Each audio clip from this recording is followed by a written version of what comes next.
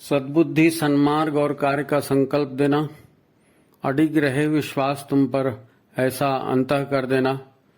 मेरे हृदय में आने में तुम्हें कोई संकोच न हो। हे गुरुदेव, मुझे नजरों से दूर कभी न होने देना। हे गुरुदेव, मुझे नजरों से दूर कभी न होने देना। नमस्कार।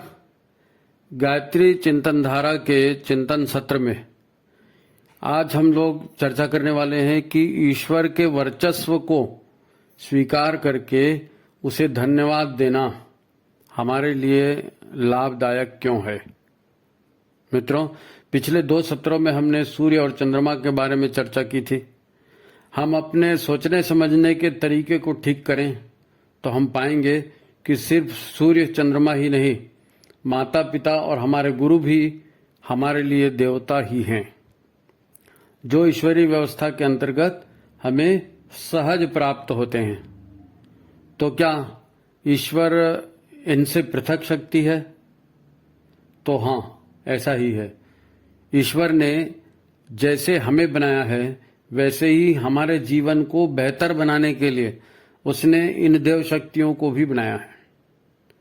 जो लोग यह प्रश्न उठाते हैं कि वह ईश्वर है कहाँ जिसके पास जाकर हम उसे धन्यवाद दे सकें, चलो अगर उसको बिना देखे धन्यवाद दे भी दें तो क्या हो जाएगा।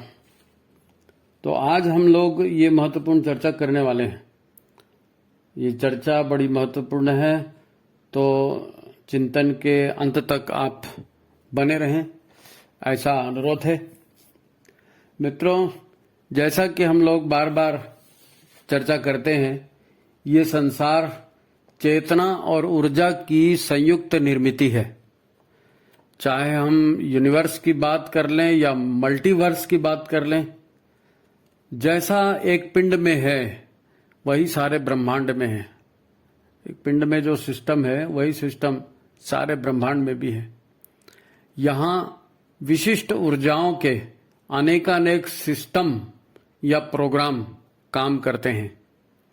हम भी इस ईश्वरीय व्यवस्था का ही एक प्रोग्राम है।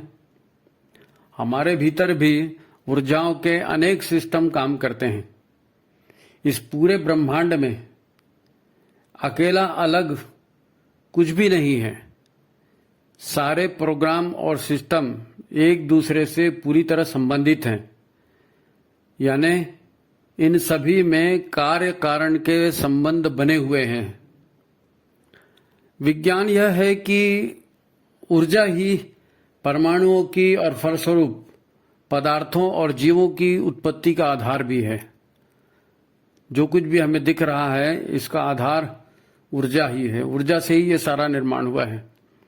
ईश्वर निराकार है, सर्वव्यापी है, विश्वव्याप्त ब्रह्मांड व्याप्त एक चेतना है, किंतु पदार्थों और प्राणियों का अपना आकार या अहंकार, जो भी आप कहें, ये होता है।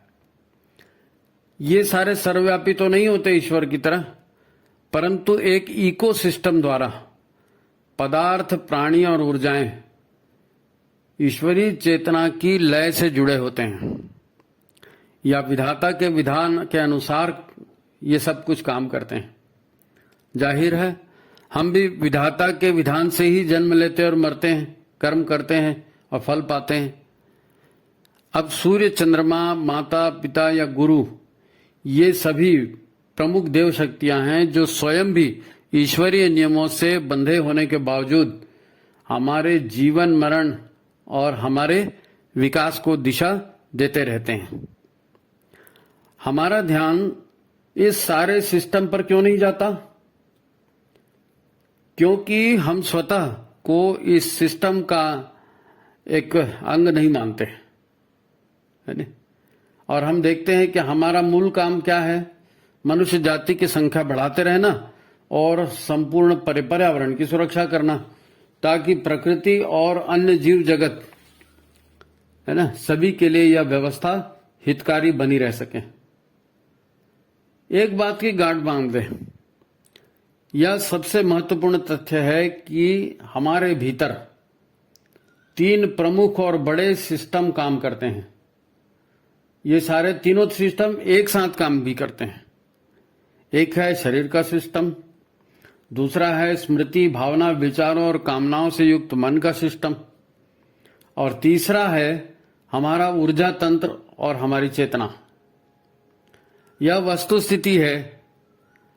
अब हम समझते हैं कि यहां ऊर्जाओं का खेल क्या है और ये ऊर्जाओं का खेल होता कैसे है। तभी यह समझ में आ सकेगा कि ईश्वर का धन्यवाद करने में भी हमारा ही लाभ है। तो पहले यह जानना समझना पड़ेगा कि हम ईश्वर को नकारते क्यों हैं, ईश्वरीय व्यवस्था को नकारते क्यों हैं। हम बुद्धि से मान भी लें तो भी व्यवहार में हम उसे नकारते हैं। सभी अगर ईश्वर की सर्वव्यापी सत्ता को मान लेते तो झूठ, छल और धोखे का बाजार कभी नहीं बढ़ता। हम दिखावे के काम क्यों करते हैं। हम कहते हैं ना कि भाई साहब पूजा की सुपारी देना, पूजा का कपड़ा देना या पूजा की चुन्नी देना, माता रानी की पंचमेवा देना, तो दुकानदार समझ जाता है कि इसे सस्ता और घटिया माल चाहिए और वो दिखाने वाला सामान जो शोबाजी का सामान है वो उसे देता है। समाज में यही चलन है और ऐसे कई काम हम करते हैं। याद करेंगे, ढूंढेंगे तो कई काम हमें ऐसे मिल जाएंगे। और इन सब का मूल कारण क्या है। देखो, हम अपनी स्मृति के आधार पर काम करते हैं। हमारी स्मृति में करोड़ों करोड़ घटनाओं की कथाएं जमा हैं। हमारे लिए ये अनुभव ही हमारा सबसे बड़ा सत्य है।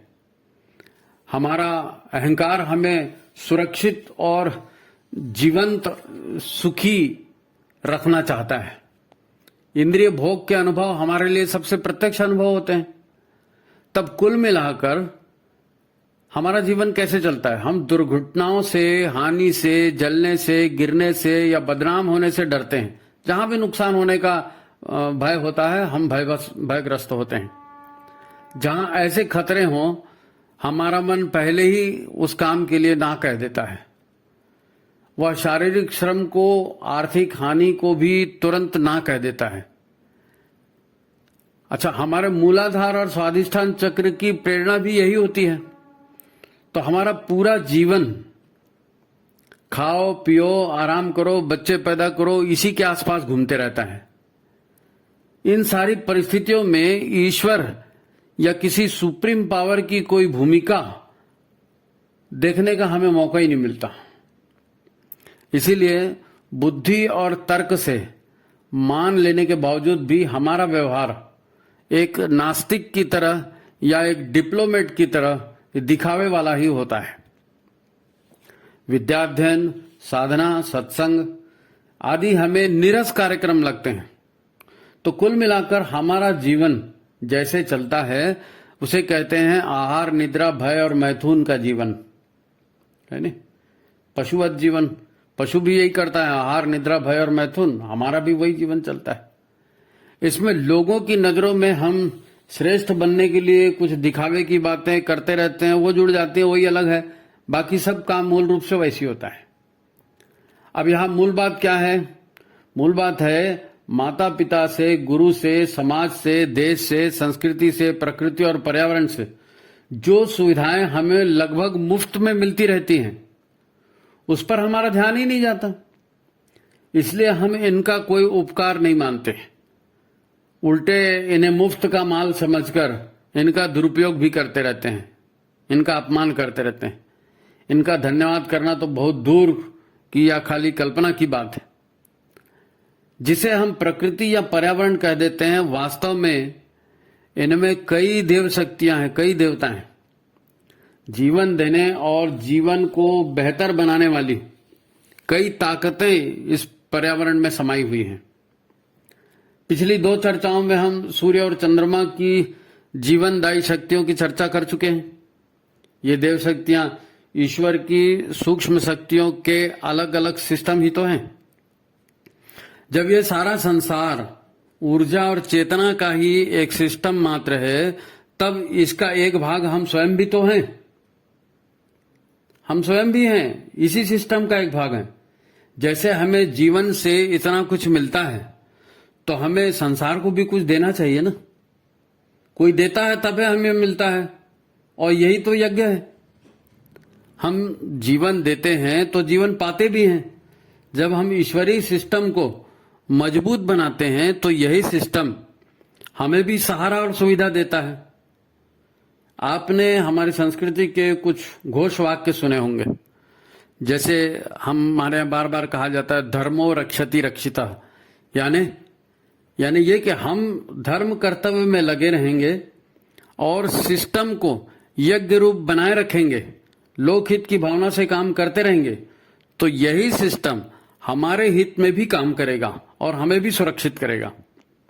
धर्मो रक्षति रक्षिता इसीलिए कहा जाता है। आप धर्म की रक्षा करें, धर्म आपकी रक्षा करेगा। धर्म यानी कर्तव्य। इस संसार में कोई भी अकेला या अपनी मर्जी से नहीं चल सकता। उसे प्रकृति या विधाता के नियमों के अनुसार प्रकृति या विधाता की सुरक्षा सुविधा में ही चलना पड़ता है। यही कारण है कि हम पूरी धरती को, पूरी वसुधा को एक कुटुंब की तरह मानते हैं। वसुधैव कुटुंबकम। हम यह प्रार्थना करते हैं कि हे भगवान, सर्वे भवन्तु सुखिनः, सर्वे सन्तु निरामया, सर्वे भद्राणि पश्यन्तु, मां कश्चित् दुख भाग भवेत्। यह हमारी प्रार्थना क्यों है? हम क्यों प्रार्थना करते हैं? हम प्रार्थना करते हैं, हे भगवान, सब सुखी हों, सब निर्भय हों, सब अच्छा ही देखें, अच्छा ही सुने और अच्छा ही करते रहें, ताकि उन्हें परिणाम भी अच्छा ही मिले और सब सुखी हो। इसे ही दूसरे शब्दों में श्रेष्ठ मानवों की, सभ्यजनों की, या जिसको पहले प्राचीन भाषा में आर्य कहते थे, आर्य लोगों की जीवन पद्धति कहते हैं। यही हिंदू संस्कृति भी इसे हिंदू संस्कृति भी कहते हैं। हमारा जीवन दर्शन कहता है भावो ही विद्यते देवात् तस्मात् भावो ही कारणम। भावना यहां मुख्य है। कुछ तो भी करते रहने से बात नहीं है, भाव युक्त आचरण होना चाहिए, हृदय से, है ना। यह बात हमारे भावों का महत्व बताती है। श्रेष्ठ भाव रखने की बात, मनुष्य के देवता बनने की बात इसीलिए कही जाती है कि जैसी हम भावना रखेंगे वैसे ही विचार और कृत्य भी हम करते जाएंगे, तो वैसे ही परिणाम भी हमें मिलते जाएंगे। देखो, ईश्वर या विधाता, ये सारा सिस्टम हमसे, आपसे और सभी से श्रेष्ठ है, सभी से महान है और सभी से ज्यादा प्रभावशाली सिस्टम है। ये इस सर्वव्यापी ईश्वर के साम्राज्य में अब हम मैं और मेरा करते रहते हैं, है नहीं? अपने अलग नियम चलाते हैं जो ईश्वरीय व्यवस्था के विपरीत है। फिर हमारा मन सुरक्षा के भय से भयग्रस्त होता है और उसकी वजह से बहुत सी चीजों को नकारते जाता है नहीं? हमारी नकारात्मक प्रवृत्ति क्या है? असुरक्षा का भय ही तो है। सेफ्टी हमें महसूस नहीं होती। हम मानते ही नहीं है कि ईश्वर का एक तंत्र है और वो हमारी रक्षा करेगा। अब उसको नहीं मानते हैं तो भयग्रस्त होते हैं तो असुरक्षा होती है, और इसीलिए सारी नकारात्मक प्रवृत्तियां हम अपनाते हैं। हर जगह सेफ साइड लेने की कोशिश करते हैं। ये एक निगेटिव भाव है। हमें भय नहीं करना बल्कि सत्य को स्वीकार करना है। हमें जो कुछ भी मिला है उधर हम ध्यान दें। उन प्राप्त सुविधाओं या सामर्थ्य का ही सदुपयोग करेंगे तो हम बचे भी रह सकते हैं, सकुशल रह सकते हैं, कुछ अर्जित भी कर सकते हैं। बस एक बार इस ईश्वरीय व्यवस्था पर, इस सत्य पर, स्वयं के अस्तित्व पर हमारा विश्वास जागना चाहिए, है ना। ये नकारात्मकता हमारी जानी चाहिए। देखो, प्रकृति ने जहां शेर को खूंखार पंजे दिए हैं तो हिरण और खरगोश को भी भागने के लायक बनाया है। उनमें सतर्क रहने का गुण दिया है ताकि उनके ऊपर कोई आक्रमण करें वो सतर्क भी रहें, भागकर अपनी जान भी बचा सकें। ईश्वर ने दोनों को व्यवस्था दी है। अब मनुष्य को प्रकृति ने शेर, भालू, हिरण या चील या गिद्ध जैसे गुण तो नहीं दिए, है नहीं। हम मछली के बच्चे की तरह पैदाइशी तैर तो नहीं सकते, परंतु हमें सुविकसित मस्तिष्क प्रकृति ने दिया है, शक्तिशाली मानसिक तंत्र हमें दिया है, जिससे हम इन पशुओं पर नियंत्रण भी पा सकते हैं। तब क्या अपने इन प्राप्त गुणों के लिए ईश्वर को धन्यवाद नहीं देना चाहिए हमें कि भाई हम उनके जैसे बलिष्ठ नहीं है, उनके जैसे चपल नहीं है, उनके जैसे तीव्र दृष्टि वाले नहीं है, फिर भी आपने हमें इतनी बढ़िया बुद्धि दी, हम इन पर राज कर रहे हैं, हे ईश्वर तेरा धन्यवाद। जो नहीं मिला है उसे देख देख कर रोना है और ईश्वर को कोसना है, कि जो सामर्थ्य मिला है उसे उस सामर्थ्य को और बढ़ाना है, उसका सदुपयोग करके अपने आप को उन्नत करना है। इसके बारे में सोचना पड़ेगा कि हमको क्या करना है, ईश्वर को कोसना है कि अपने आप को उन्नत करना है। अगर अपने आप को उन्नत करना है तो अपने लिए ये पॉजिटिविटी धारण करना पड़ेगा, यानी जो गुण मिले उनका विकास करना पड़ेगा। हमारा सिस्टम तो बड़ी लाइन खींचने की शिक्षा देता है। हमारे माता पिता गुरु, ये सूर्य चंद्र, ये सारी प्रकृति हमें ज्ञान देती है ना, हमें सुविधा देती है, साधन उपलब्ध कराती है। आज हम कपड़े पहनते हैं, गाड़ियों में घूम रहे हैं, वैज्ञानिक खोजों का लाभ उठा रहे हैं, तो इसीलिए कि संसार के गुणी लोगों ने हमें यह सुविधा उपलब्ध करा दी है। ईश्वर ने सामर्थ्य और अकल दे दी है, परिवार ने ही हमें कितना दिया है। देखो, जब हमारा जन्म हुआ तो हम तो छोटे से मांस के लोथड़े जैसे थे, हैं? 18-20 वर्ष के गबरू जवान होते तक प्रकृति और परिवार ने हमें कितना कुछ दिया है, हमें सामर्थ्यशाली बनाया है। यह ईश्वर की बनाई व्यवस्था से हुआ है, यही सच है। जो मिला है उधर भी तो ध्यान दो भाई, है ना। जो नहीं मिला है उसके लिए रोते हैं।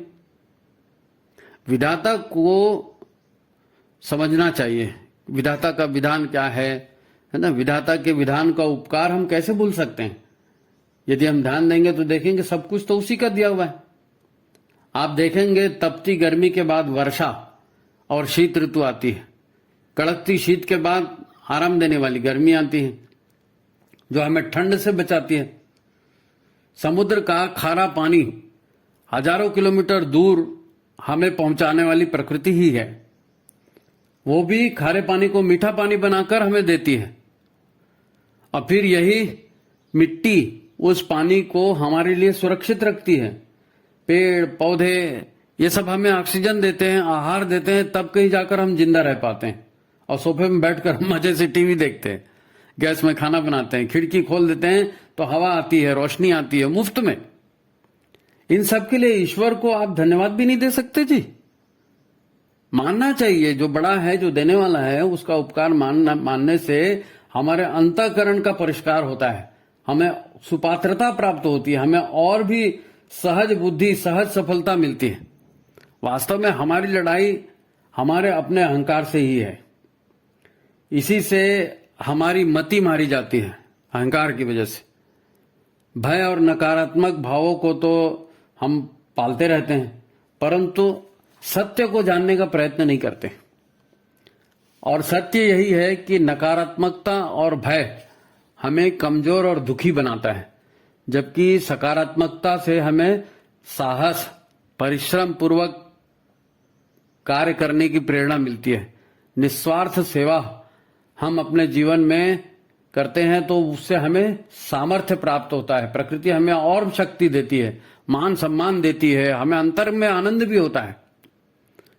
मैं और मेरा कहते हैं, मानते हैं, अपने आप को सर्वश्रेष्ठ मानते हैं। इसी से तो स्वार्थ, अकेलापन समाज में फैला है। छल कपट धोखा स्वार्थ के भाव सब समाज में बढ़ते हैं, इसी वजह से बढ़ते हैं, मैं और मेरा करने की वजह से।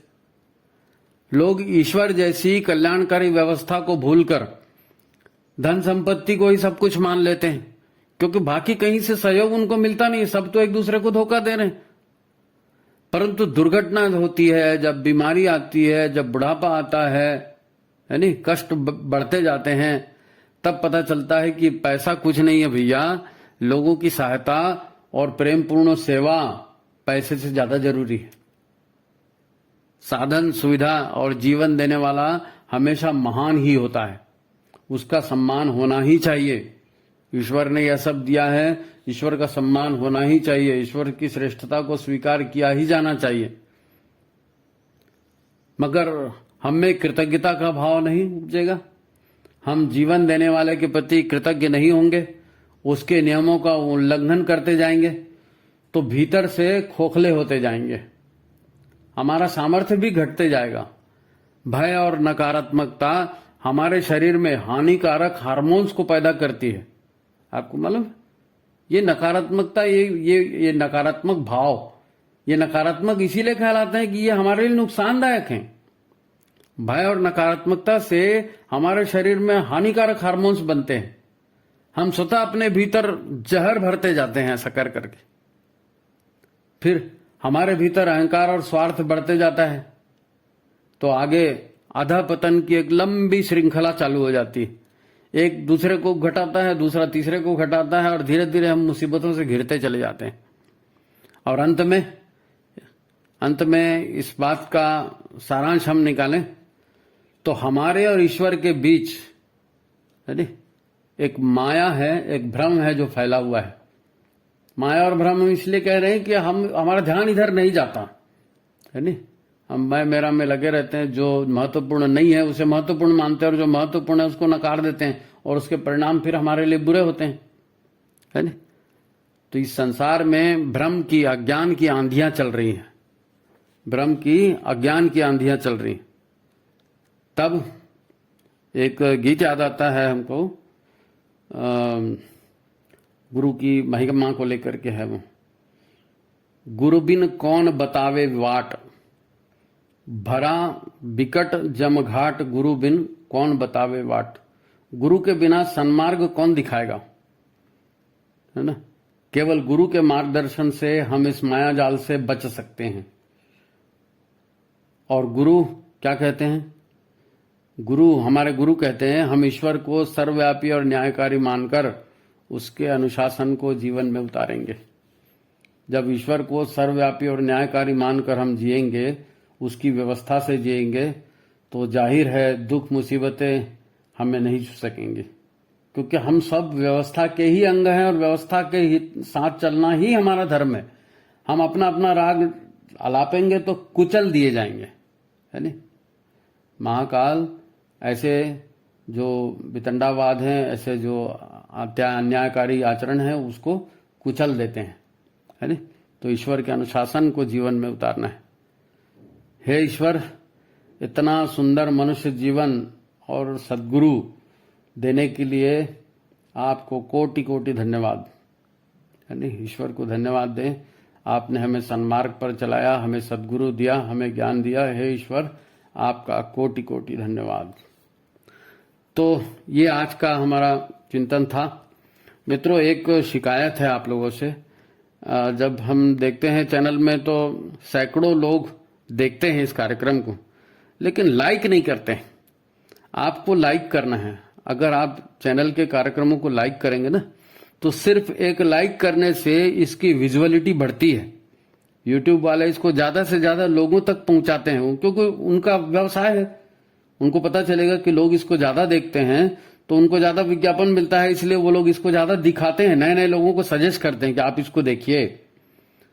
तो और आपका इसमें कोई नुकसान भी नहीं है ना। आप जब वीडियो देख रहे हैं, सुन रहे हैं, तो एक लाइक करने में क्या जाता है।